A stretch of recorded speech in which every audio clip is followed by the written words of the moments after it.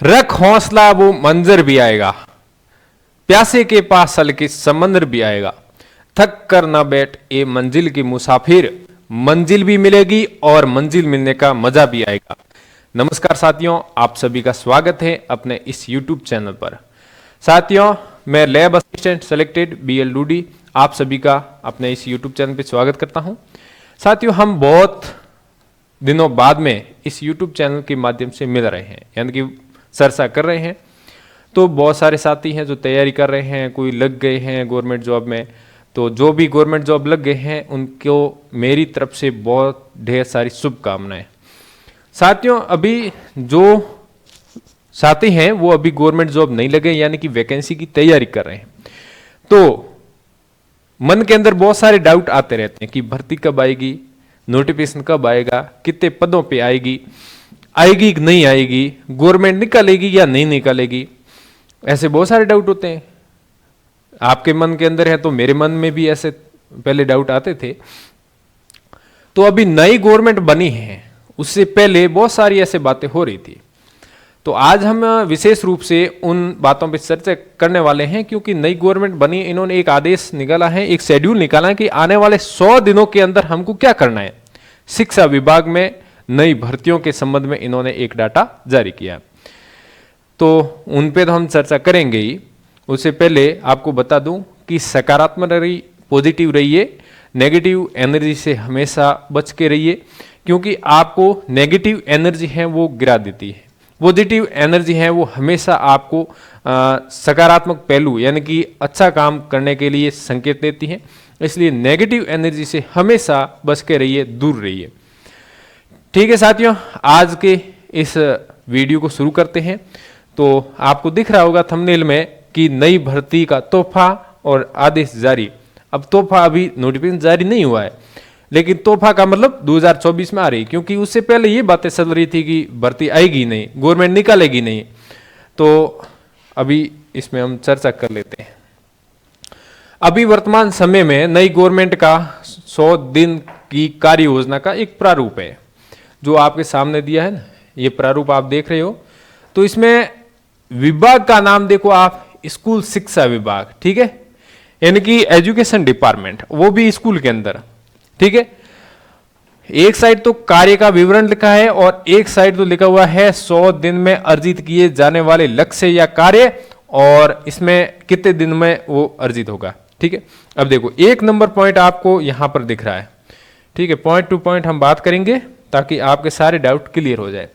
शिक्षा विभाग की सभी रिक्तियों को 1 वर्ष के अंदर भरने के लिए संकल्प, यानी कि शिक्षा विभाग में जितने भी रिक्त पद हैं उनको कंप्लीट भरना, यानी कि नई वैकेंसी निकाल के या जो प्रक्रियाधीन भर्तियां हैं उनको ज्वाइनिंग दे करके प्रक्रियाधीन भर्तियों को पूर्ण करना, यानी कि 2022 की जो भी भर्तियां हैं 2023 की उनको कंप्लीट करना, ठीक है। 2022 वर्ष की जो भी भर्तियां बकाया नियुक्तियां हैं ज्वाइनिंग देनी बाकी हैं, उसमें व्याख्याता के 2592, वरिष्ठ अध्यापक सेकंड ग्रेड के 8842 और PTI के 461 पद और लैब असिस्टेंट के 61 पद, ओनली 61 लैब असिस्टेंट के ओनली 61 पदों पे वेटिंग लिस्ट आएगी, ठीक है।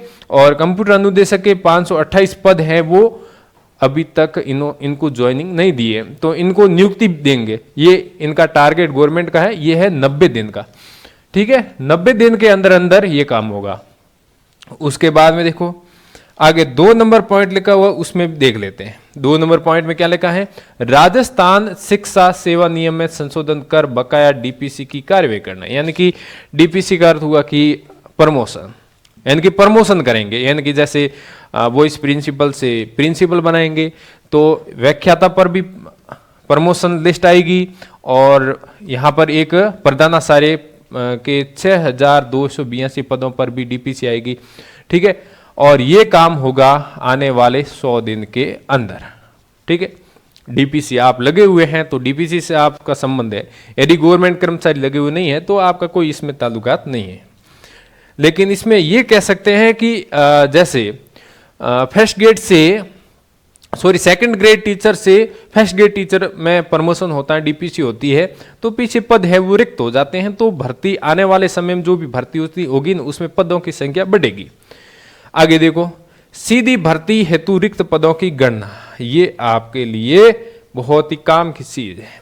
अब वो देख लेते हैं, इसको बहुत ही अच्छी तरीके से समझ लेंगे ताकि आपके सारे डाउट क्लियर हो जाएंगे।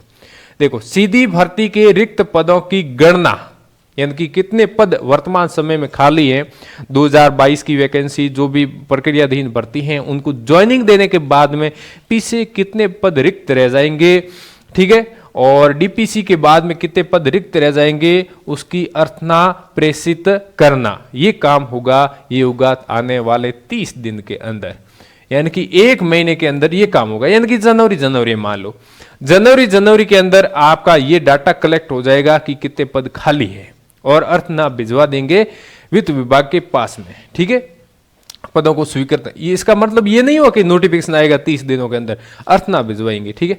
उसके बाद देखो, व्याख्याता, वरिष्ठ अध्यापक एवं अन्य संवर्ग के सीधी भर्ती के रिक्त पदों की गणना कर अर्थना प्रेषित करना। देखो, फर्स्ट ग्रेड है, सेकंड ग्रेड है, और दूसरा कोई भी शिक्षा विभाग में भर्ती का नाम लिखा हुआ नहीं है। इस यहां पर एक शब्द लिखा हुआ अन्य संवर्ग। अन्य संवर्ग में कौन कौन आएगा? पीटीआई आएगा, लैब असिस्टेंट आएगा, और जो अपनी रीट है वो भी इसमें आएगी, ठीक है। तो ये सारा का सारा लाइब्रेरियन, और लाइब्रेरियन भी इसमें आएगा। ये 4-5 भर्तियां हैं वो इसमें काउंट हो जाएगी अन्य संवर्ग। तो ये सारा का सारा काम होगा वो होगा 30 दिन के अंदर, ये डाटा कलेक्ट करना और अर्थना प्रेषित करना।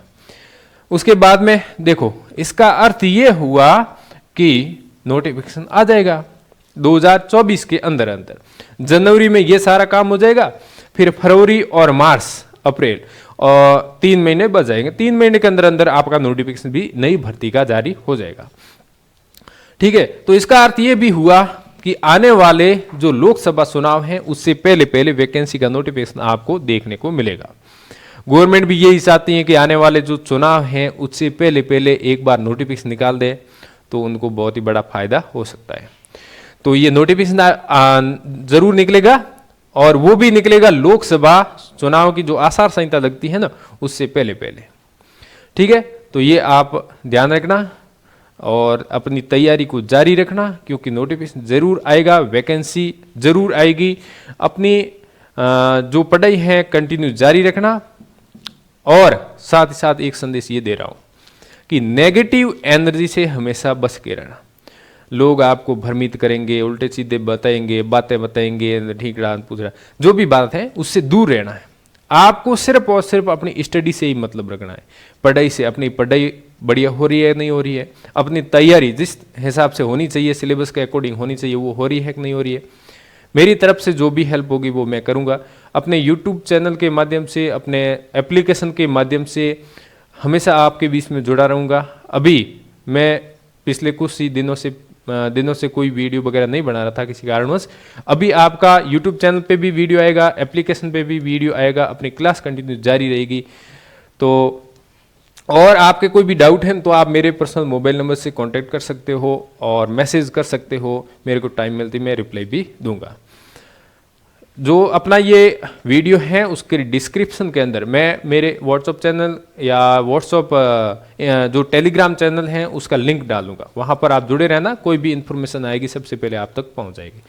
वैसे तो आप किसी के माध्यम से जुड़े हुए हैं, आजकल सोशल मीडिया बहुत ही तेज़ है, जानकारी अवेलेबल हो जाती है, 1 दिन या 2 दिन बाद में होती है लेकिन हो जाती है, सूचना पहुँच ही जाती है। ठीक है साथियों, और इसमें आपसे संबंधित यानी कि सीधी भर्ती से संबंधित कोई भी इसमें पॉइंट लिखा हुआ नहीं है। बाकी इसमें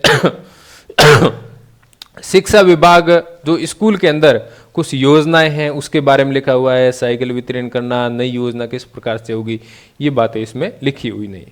ठीक है, तो मिलते हैं अगले वीडियो में, तब तक थैंक यू, धन्यवाद। और एक बात बता दूं, अभी तक आपने Sarvodaya career institute application download नहीं किया है तो एक बार जरूर डाउनलोड करें।